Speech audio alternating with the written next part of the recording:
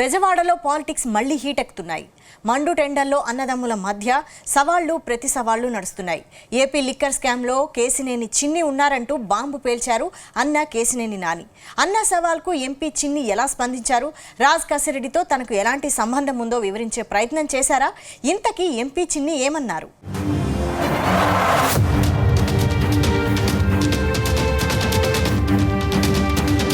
బెజవాడలో పాలిటిక్స్ మరింత heat ఎక్కాయి. Kesineni brothers మధ్య ట్వీట్ వార్ జరుగుతుంది. తాజాగా కేశినేని చిన్ని టార్గెట్ గా నాని మరోసారి ట్వీట్ అస్త్రాన్ని సంధించారు. దీంతో చిన్ని కూడా రిప్లై ఇచ్చారు. గత వైసీపీ ప్రభుత్వంలో మద్యం కుంభకోణం కేసులో ఆరోపణలు ఎదుర్కొంటున్న కసిరెడ్డి రాజ్ తో చిన్నికి వ్యాపార సంబంధాలు ఉన్నాయని చేసిన ట్వీట్ ఇప్పుడు చర్చనీయాంశంగా మారింది. దీనిపై సమగ్ర దర్యాప్తు చేయాలని ఆయన చంద్రబాబును కోరారు. అయితే రాజ్ కసిరెడ్డితో తన వ్యాపార సంబంధాలపై కేశినేని చిన్ని క్లారిటీ ఇచ్చే ప్రయత్నం చేశారు.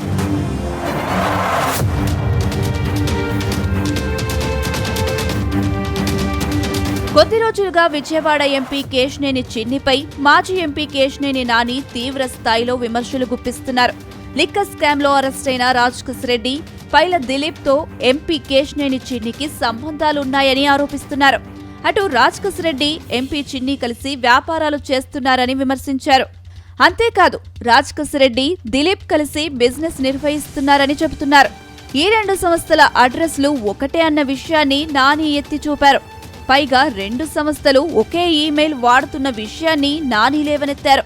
వీటి ద్వారా కుంభకోణాల సొమ్మును విదేశాలకు తరలించే అవకాశం ఉందని, వీటిపై స్వతంత్ర సంస్థలతో దర్యాప్తు చేయాల్సిన అవసరం ఉందని ఆయన సీఎం చంద్రబాబుకు సూచించారు.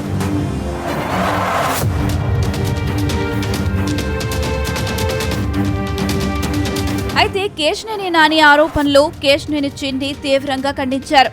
నాని ఆరోపణలపై చిన్ని ఎక్స్ వేదికగా ట్వీట్ చేశారు. వాస్తవానికి కేశినేని నాని నీతిమాలిన ఆరోపణలకు స్పందించాల్సిన అవసరం లేదని తెలిపారు. కానీ వెన్నుపోటుదారుడు, నయవంచకుడు, నమ్మక ద్రోహి, జగన్ రెడ్డికి గూఢాచారిగా పనిచేసిన వ్యక్తి కేశినేని నాని అని మండిపడ్డారు.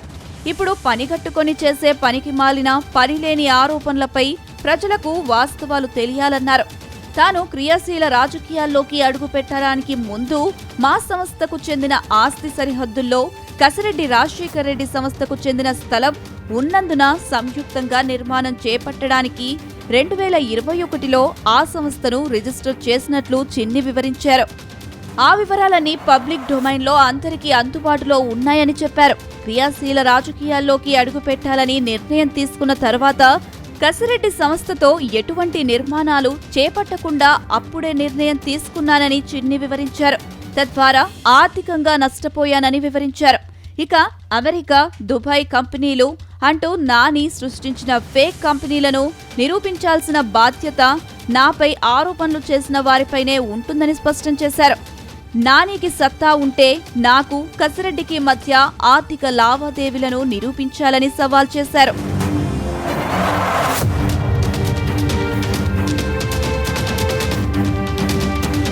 గతంలోనూ నాని చిన్నిపై తీవ్ర స్థాయిలో ఆరోపణలు చేశారు. గత నెలలో చిన్ని కార్యాలయం నుంచి ఎన్టీఆర్ పేరు తొలగించి క్రిమినల్ శోభరాజ్ పేరు పెట్టాలని వ్యాంగ్యంగా ట్వీట్ చేశారు.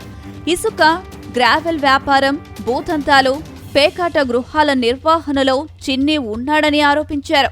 ఊర్సా క్లస్టర్స్ భూకేటాయింపుల వెనుక చిన్ని ఉన్నాడని టీడీపీ అధినేత చంద్రబాబుకు ఫిర్యాదు చేశారు. చిన్ని ఈ ఆరోపణలపై 100 కోట్ల పరుపు నష్టం దావా వేస్తానని హెచ్చరించారు. ఇక తాజా వివాదం వీళ్ళిద్దరి మధ్య మరోసారి రచ్చరాజేసింది. అయితే రాజ్ కసిరెడ్డితో చిన్నికి సంబంధాలున్నాయనే విషయంపై టీడీపీ అధిష్టానం ఎలాంటి నిర్ణయం తీసుకుంటుందనేది వేచి చూడాలి.